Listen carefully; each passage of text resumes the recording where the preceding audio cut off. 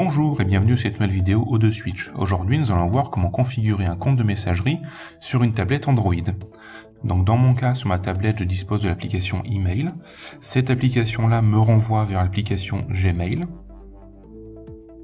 Et dans cette application Gmail, j'ai la possibilité d'ajouter des comptes de messagerie qui ne sont pas forcément en rapport avec Gmail en fait. Donc pour ce faire, il faut cliquer sur le bouton en haut à gauche pour ajouter un compte.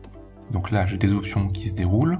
Lorsque je clique sur la flèche en face de mon compte de messagerie de test, j'ai la possibilité d'ajouter un compte de messagerie, ce que je vais faire tout de suite. Là, j'arrive sur une page qui me demande le type de compte à configurer. Donc moi, dans mon cas, c'est un compte personnel IMAP ou POP. Je valide, je rentre mon adresse email. Je valide en faisant suivant.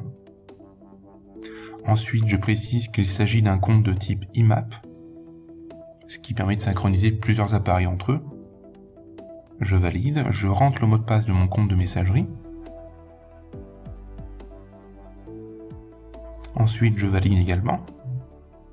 Là, j'arrive sur la page de configuration du serveur entrant. Donc le nom d'utilisateur, c'est bien l'adresse email complète. Le mot de passe, c'est le mot de passe que j'ai défini juste avant. Vous pouvez le vérifier en cliquant sur afficher le mot de passe.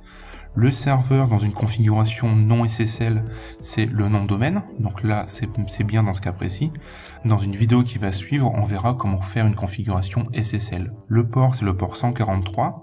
Par contre, le type de sécurité, c'est aucune. Parce que là, on fait une configuration non SSL pour commencer. Ensuite, je valide.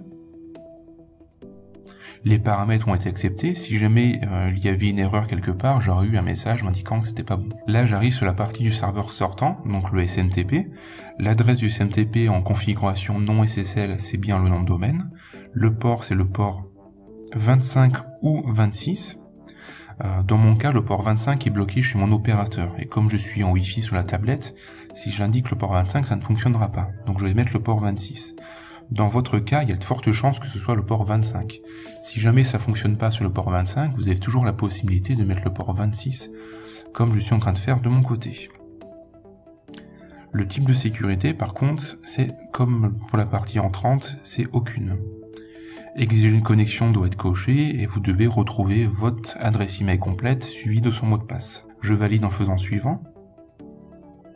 Là, j'ai la fréquence de synchronisation, je laisse tout par défaut, dans mon cas, ça me va très bien. Ensuite, il faut définir le nom qui va apparaître quand vous allez rédiger vos messages. Donc moi, je vais changer.